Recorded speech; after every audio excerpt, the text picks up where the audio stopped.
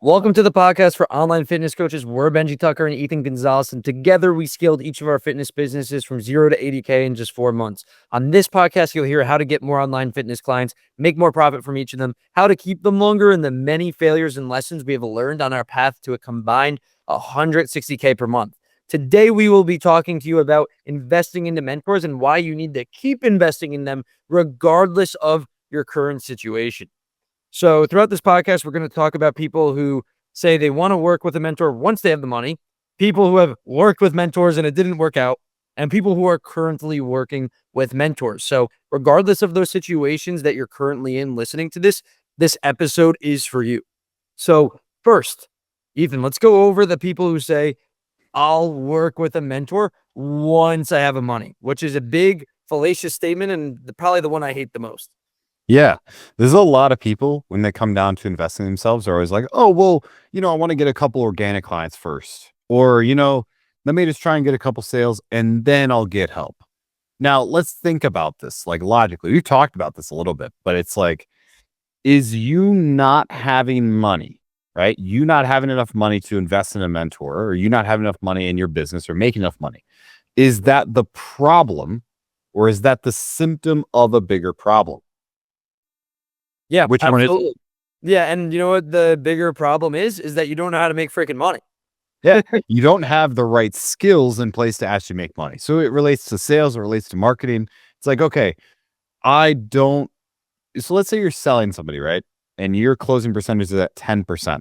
Do you feel like your problem is that you're not making enough money or that you're bad at sales, right?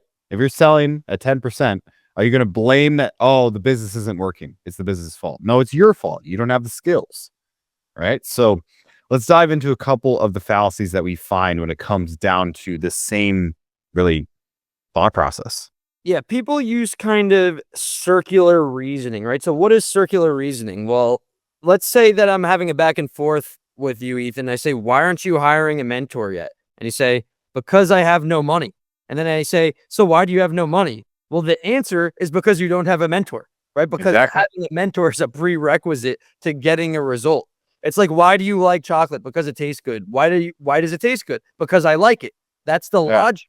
So imagine these fallacies right here that are sort of like the most popular examples.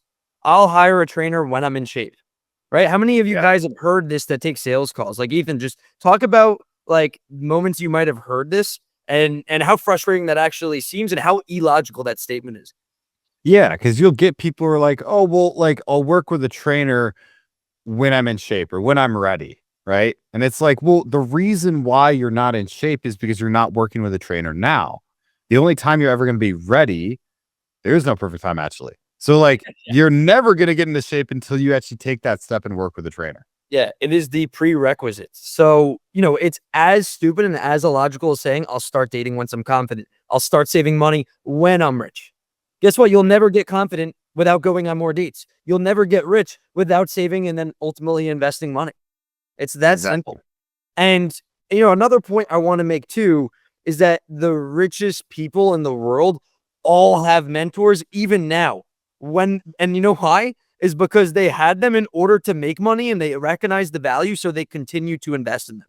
Like a lot of you guys think you have to be successful first or start your business in order to start investing in a mentor. But I can't remember his name, and I'll just give a couple of examples here. But the founder of Salesforce, a multi-billion-dollar company, had invested $6 million into mentors as he was building up, working under, like as an entrepreneur before he even started Salesforce. So before the big company that allowed him to make it big that he created, he invested $6 million in mentors that helped him create the ideas necessary and have the skills necessary to build that company. Michael Jordan still had a shooting coach, greatest basketball player of all time. So if you want to be successful, you want to see the people at the top of the pyramid and reverse engineer from their best habits. So if the best people at the top of the pyramid are saying, hey, you cannot underestimate the value of a mentor. You must invest in a mentor. When I had nothing, I invested in a mentor. If the top people are saying that, then you should be doing it too. It's that simple. Yeah, exactly. And I think honestly, one that a lot of people, I mean, if they're in the business space, Hermosi, he traveled across the country to work for free for a random guy who owned a gym. right? He basically invested his time, his money, and his like location freedom to invest in a mentor to learn skills, even though he had no gym. He had Yeah. no gym. He didn't have money to invest in the mentor either. He got to the mentor after thinking that he'd be able to work from the guy, and the guy told him, "Yeah, best thing to do would probably be to put 10K on your card and invest in my mastermind." And Hormozi's like, I don't have 10K. Like I spent everything I needed to get out here. Guess what? I'm pretty sure he just put it on credit or worked in the gym to be able to pay for the mentorship, something like that, and it paid dividends. Yeah, exactly. So don't think that you're somebody who's too egotistical to get help, because if you're not making the money that you want, you don't have the skills or the knowledge to get there. If you did, you would be there. It's just like in fitness.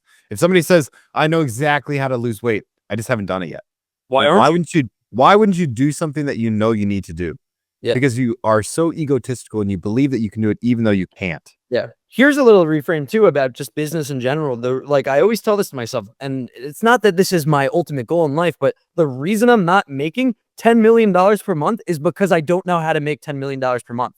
I take responsibility for that, meaning I would need to learn from someone who makes $10 million a month on how to do that, right? And work my way up to getting those types of mentors. But it's not, oh, I know how to, I could if I wanted to. Yeah. Right? That's not ridiculous. That sounds like, yeah, right, buddy. Yeah, I just don't want to make that much money. Yeah. Yeah. If you're at 2K a month and you're like, oh, I could get to 10K, I just don't want to get there. Yes, you want to live in poverty. That's your choice. All right, cool. It's like I live under a bridge, but I'm telling myself. So I could be a millionaire.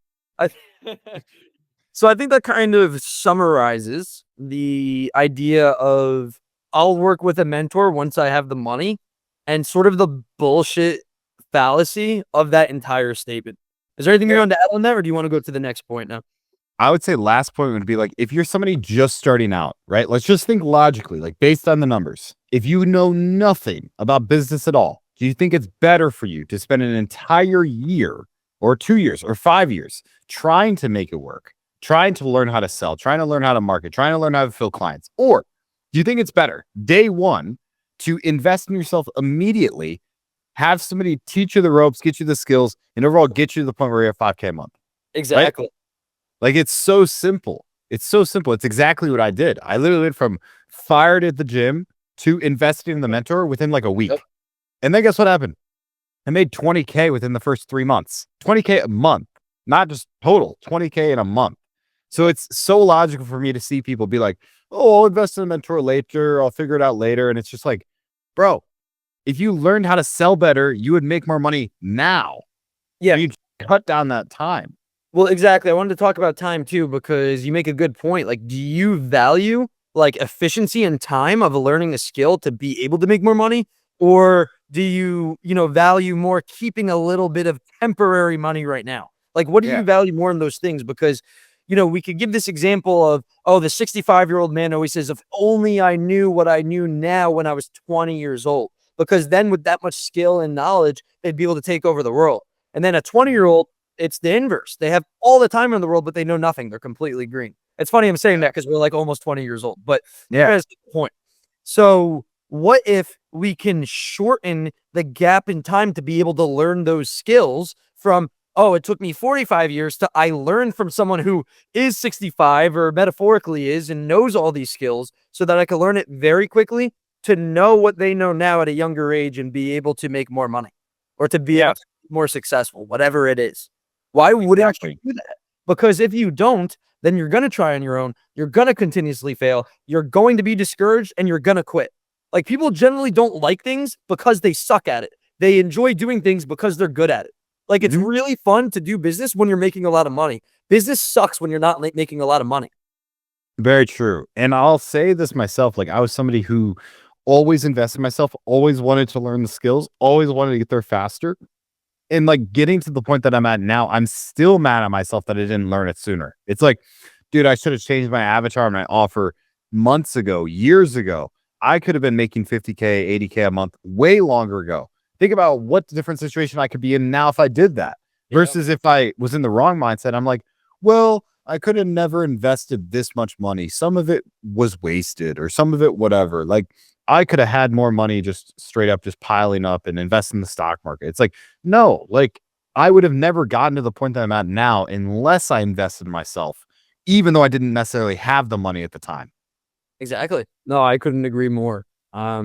I think that was a really good point you brought up because I think we were going to forget to say that, but that's one of the biggest, most important things to say. So, Yeah. no, I'm happy we did that. So, the second sort of phrase people will repeat and the second situation someone will be in is I've been burned before. I've been screwed over before by another mentor, meaning you're not currently working with a mentor because you've invested with one previously and it didn't work out. So, Ethan, do you want to kind of go through that and why that logic is extremely flawed? Yeah, I guess it kind of ties back to the beginning of what we're talking about, but it's basically like you've been burned before, so what? Right? Like it sucks. You get burned, whatever. But it's What's like alternative you option? yeah, what's your alternative option? You continue to just cry and wallow away and sit sim income, or you try again. You just have to go back to the drawing board and actually be able to scale, or you just stay the same. So Yeah. This is the for the difference between a fixed mindset and a growth mindset, right? Like, yeah, if you've been screwed over by a mentor and you're just going to whine and cry about it, then there's going to be someone who's had it far worse than you that's going to still be willing to do a lot more than you, right? yeah, Like, you have to be willing to do what others won't or can't, or sorry, rather, you have to be willing to do what others aren't willing to do now so you could do what others can't later. And yeah, the truth is that if there's people, if you're listening to this and you live in the United States of America where there's truly is all the opportunity in the world, you have the freedom to pursue this, you have a laptop, you have all four limbs, you could freaking speak English, like, then you could do it. If there's people like, the stories of Arnold Schwarzenegger who came from Austria all the way to here, one way ticket, didn't know how they were going to do it, they could do it too. yeah, So if you invested in one mentor and you're complaining about how bad it was, then those types of people are going to run freaking circles around you. You yeah, can't have that fixed mindset because it's self-defeating and it's going to destroy you in all domains of life. And when you say I've been screwed over before, so I'm not going to pursue the next thing, it's as foolish as saying I had food poisoning, this food made me throw up, so I'm never going to have food again. You can't do that. Why? Because you're going to die then, right? yeah, It's as stupid as saying, well, I went on dates and they didn't work out very well. So I'm going to stop pursuing dates and trying to get a partner. If your life goal was, I want to get married, I want to have kids, you go on some crappy dates and you say, well, I give up on that goal. Well, guess what? You're never going to get married. You're never going to have kids. And you're just going to, wallow in the fact that your life sucks. yeah. Your alternative is either you do it again, even though it sucked, or you give up. And so, like, it's just very defined to the person that you want to be. Do you want to be somebody who gives up and, goes back to the 9 to 5 and just lives a normal average life? Or do you want to be someone who is successful? Because successful people take risks and they overall take chances on things that they aren't 100% certain if it's going to Yeah. work out. And guys, to touch on what Ethan said about uncertainty, get used to being uncertain because the only thing that's certain about being a business owner is that everything's uncertain, Yeah. right? So you have to be comfortable with that because that's what you signed up for. Be comfortable being uncomfortable, essentially, is Mhm. what I'm trying to say. I mean, something that comes to mind is that my dad's friend, who's very humble, he's like worth, I think, over $30 million at this point, from my understanding. He lost tens of thousands of dollars on his first real estate flip, and he was like 21 years old. Now, think about that. Tens of thousands of dollars. That would have discouraged nearly anyone from pursuing that path again and would have made them settle for a normal 9 to 5. But if he had Yeah. done that, right, he would have not been a multimillionaire. Instead, he kept going and is worth tens of millions of dollars. And, he's so humble that he said, oh, I got lucky. But, me sort of like diagnosing what really happened is that it wasn't luck. It was the mindset to keep going. You could either learn from failures or quit and be a failure yourself. Mhm. Those are your two options. Yeah. And you only have two every single time, every single day. You have the same choices every single day. You make the decision. You're either going to work on your business, you're either going to do the things that are required, or you're not. And you get to live with the outcomes of either choice every day. Yeah. A lot of people want the outcome without putting in the work. Yeah. And a lot of people who put in the work and divorce the outcome from the work actually get the result that they want. Very true. Did I say that the right way? I think I did. Yeah. I think so. Okay. Yeah. So I'm pretty sure we covered everything on, having worked with a mentor previously, was there anything you wanted to touch on with that, or do you want to go into people working with a mentor now? I think we go into people working with a mentor now. I think All right. that's going to be the biggest thing. So we kind of hear this a lot from people that are like, oh, I'm working with a mentor now. I've got another mentorship lined up and all these different things, whatever. Right? Maybe they're just working with somebody now. And the question that you have to ask yourself, if you're working with a mentor, you've been working with them for some time, maybe not a day, but maybe a month or two, and you're not seeing progress in your business, you're not seeing the results that you want, you have to ask yourself why, right? Is it the mentor or is it you? Because there's a lot of responsibility to it. But if you're actively working with somebody and you're not seeing consistent results and you're not at the income that you want to, whose fault is that? Right? It's yours. You need to continue to learn more skills. Either, the mentor is not teaching you what's required or you're not implementing. And if you're saying, oh, dude, I'm doing everything and you're not getting there, then the mentor is failing you at the end of the day. Yeah, absolutely. And I'd like to think, because we have a high success rate, that everyone would come into our program and be successful. And most would, right? Yeah. But here's the thing, is that it's not always going to be your first mentor that gets you a result. Sometimes it's going to be 6 later. And it doesn't mean that each of those mentors actually sucked. Sure, there's a lot of crappy ones out there, and we've heard horror stories. We've had them ourselves. But maybe you're not as innately gifted as someone else, but you don't have a, loser mindset about that. And instead you pull bits and information from every single mentor. And then that last mentor, who doesn't even need to be the best, gives you that last missing piece of the puzzle. And then you put the whole picture together and start scaling your business. Maybe that's what it is, right? It's kind of that analogy of the guy with the California gold rush who was picking away with his, his pickaxe at the layers of rock. And he's just going and he's going and he's going. And I'm pretty sure, and this is a true story, it was like 6 months later or a year later, and he stops and he gives up. And someone else takes up his spot. And it's essentially, he comes in there and he does his first hit of the pickaxe, and boom, he strikes gold. And he's a millionaire. And so what does that metaphor and essentially real event serve to explain to us is that the pot of gold could really just be around the corner, from the street that you've been walking on for a very long period of time. Yeah. So basically it's as simple as don't give up, but that tale right there really shows the consequences of giving up. Yeah.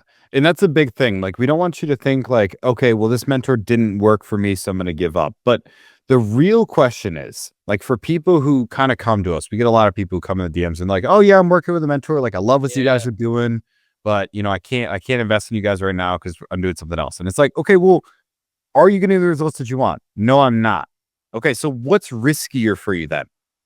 Just think logically. Continue to stay with the same mentor, continue doing the same thing that isn't working, or would you rather invest into a new mentor who can actually solve the problems that are going on inside your business? Like, what's riskier for you? Generally, it's definitely riskier for you to do the definition of insanity, which is do the same thing every single day and expect a different result. So you actually need to change, do something different to get the results that you're looking for. Yeah, absolutely. I mean, I couldn't agree more. No, you make a good point.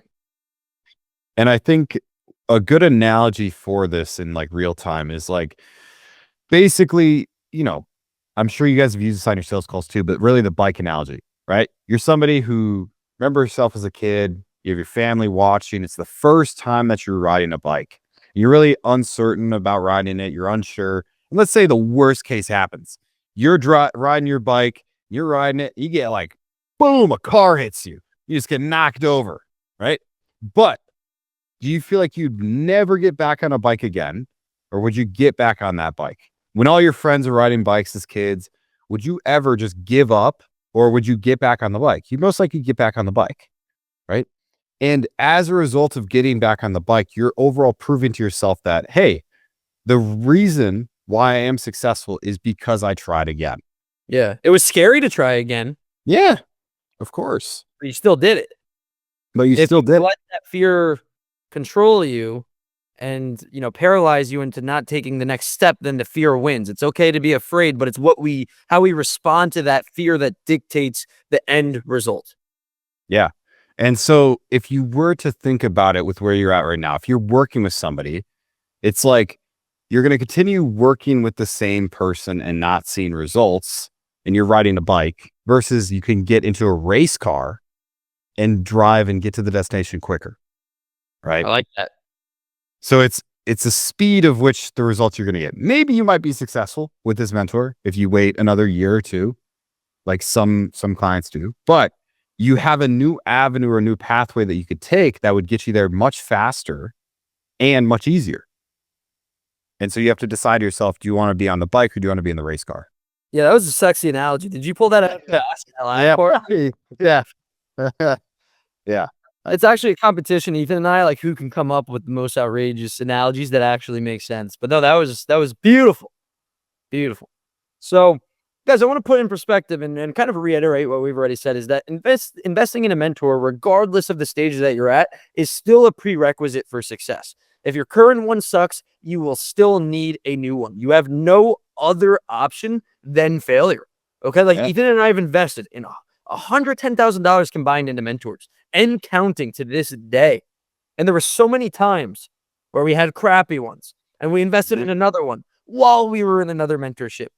Yeah. But we had to keep going. That's the common theme, is that we kept investing in mentors. It's the only common denominator that existed within our businesses throughout all those failures and all those different systems we tried.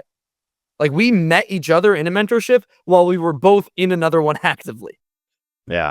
And that's a super important point, is that I didn't even think that I could have touched on, is that there were so many times when I worked with a mentor where I'd work with a mentor for a couple months, learn everything that I possibly could and be like, all right, cool. I'm just not going to pay attention to this guy anymore. I'm going to join the next mentorship. And it was generally because the mentor could not help me get to the point that I wanted to get to. Even if you had like 8 more months with the mentor left. Yeah. Even if you had months with left, it was like, cool. I got all the info that I needed. I actually need to solve this new problem. This guy can't solve it. I got to work with a new mentor. And so I actively would be like, hey, join this mentorship, in it for a couple months. Cool. Working out. Maybe I got burned. I'm like, all right, what's the next mentor I'm going to work with? And it was always thinking, what's the next thing that I can do to learn the skills that I need to get to the income that I want to be at? It was always thinking about the future. Absolutely. I mean, I don't think you could have framed it in a better way. So, I mean, I think we touched on every single situation someone could have been in, and I'm pretty sure we could wrap up. I think that was a great episode. Yeah. So overall, guys, I want to say thank you again for checking out this episode of the podcast for online fitness coaches. If you want to learn how you can get 20 clients in the next 6 months, completely guaranteed, or we give you all your money back and $5,000 as a way to say sorry, just message us the word client on Instagram at PT Launchpad. So our Instagram is PT Launchpad. Just go ahead and message us the word client and we'll reach out with some more information on that guarantee. Take care, guys. Take care.